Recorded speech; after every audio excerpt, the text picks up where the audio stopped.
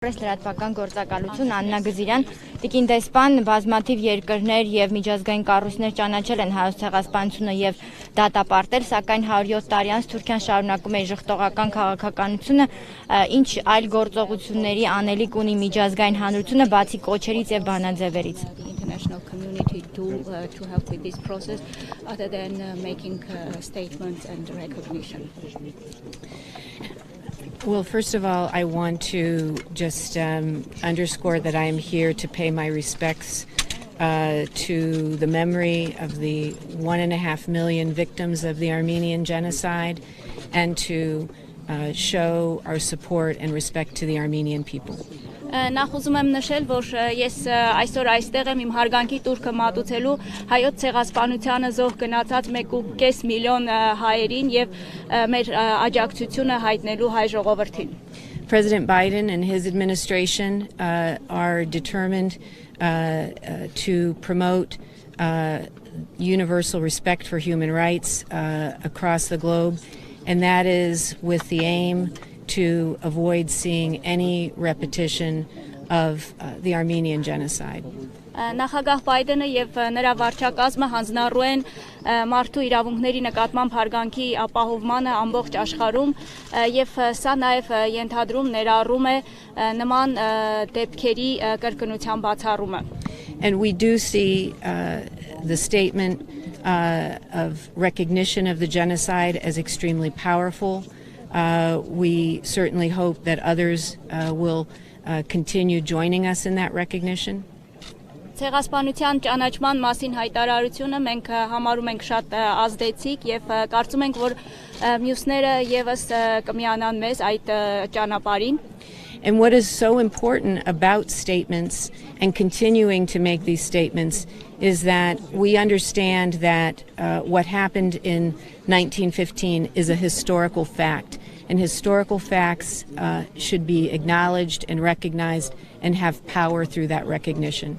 Եվ այդ հայտարարությունների կարևորությունը նրանումն է, որ մենք այդ հայտարարություններով ճանաչում ենք 1915 թվականին տեղի ունեցած պատմական փաստը. Տիկին դեսպան 15 թվականին նաև միջազգային հանրության լուր այսպես անտարբերության հետևանքով էր, որ ցեղասպանությունը տեղ ունեցավ. Հիմա կարելի է ասել նույնը կրկնվում է նաև Արցախի դեպքում. Ինչու է միջազգային հանրությունը Արցախի հետ կապված, երբ նույն կա թուրք-ադրբեջանական էլի կրկին ցեղասպանության վտանգը լուր հետևում այդ ամենին. The threat of genocide is still pending for us. We are committed to seeking and supporting a peaceful resolution of the Nagorno-Karabakh conflict. Մենք հանձնառու ենք աջակցել Լեռնային Ղարաբաղի հակամարտությանը խաղաղ կարգավորում գտնելու հարցում. As a co-chair of the Minsk group, as well as in our capacity as the United States and a friend and partner of Armenia. Որպես Մինսկի խմբի համանախագահ եւ որպես Միացյալ Նահանգներ Հայաստանի Հանրապետության բարեկամ եւ գործընկեր. And I would just point to the last few months when Secretary Blinken has had multiple phone calls with leaders in the region as we have urged de-escalation of the situation around Nagorno-Karabakh and have encouraged the leaders to be in contact and to seek a peaceful negotiation. Վերջին ամիսների ընթացքում պետքարտուղար Բլինքենը բազմաթիվ հեռախոսազանգեր է ունեցել երկրների ղեկավարների հետ, հորդորելով, կոչ անելով իրավիճակի ապաեսկալացման, ինչպես նաև միմյանց հետ շփումների մեջ լինելու եւ խաղաղության գործընթացը կերտելու համար. And I think you will remember that on March 25th we expressed our deep concern about irresponsible troop movements of Azerbaijan and of the need to avoid escalatory measures. Մենք ինչպես հիշում եք մարտի 25-ին հայտարարությամբ հանդես եկանք, որով ադրբեջանական զորքերի տեղաշարժի եւ իրավիճակի ապակայունացման ջանքերին անդրադարձանք. And we encourage parties to avoid hostile and threatening language which does not serve the interests of peace. Եվ մենք կողմերին հորդորում ենք զերծ մնալ սպառնալի եւ թշնամական հռետորաբանությունից, ինչը չի օգնում գործընթացին. There is no doubt that these will be difficult conversations and negotiations. Կասկած չկա, որ խոսակցությունները, բանակցությունները դժվար կլինեն. This is a complex conflict that has had many years behind it. Սա բարդ հակամարտություն է, որը երկար տարիների ընթացքում է ձևավորվել.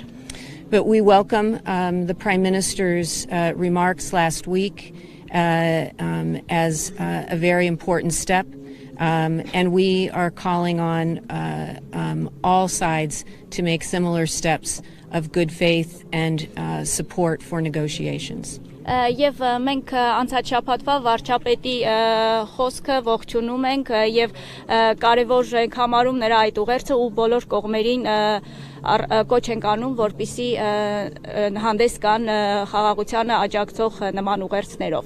Երրորդ եւ վերջին հարցը. Մեկ հարց, երրորդ եւ վերջին.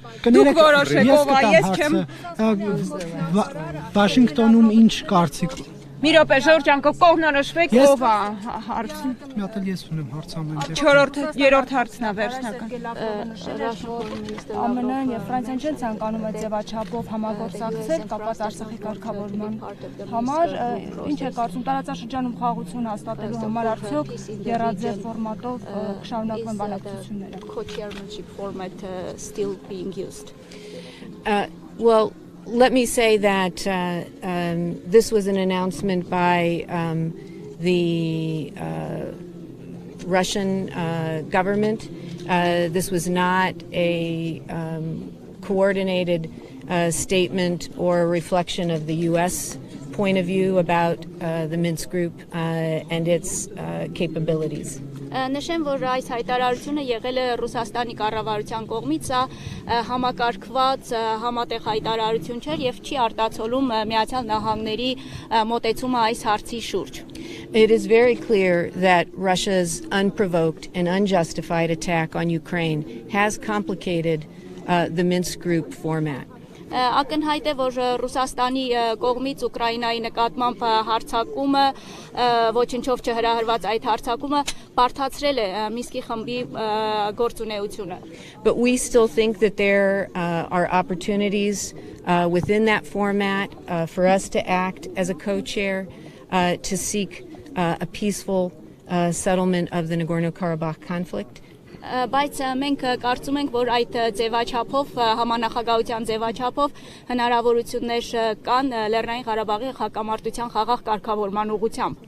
And Andrew Schofer, our senior Caucasus negotiator and Minsk Group co-chair, was here this past week having, I think, a number of productive conversations with government officials and with civil society. Իսկ անցյալ շաբաթ այստեղ էր գտնվում Էնդրյու Շոֆերը, Կովկասյան բանակցությունների գծով պետքարտուղարության խորհրդատուն եւ Մինսկի խմբի ԱՄՆ համանախագահը եւ արդյունավետ հանդիպումներ, քննարկումներ ունեցավ կառավարության ներկայացուցիչների հետ.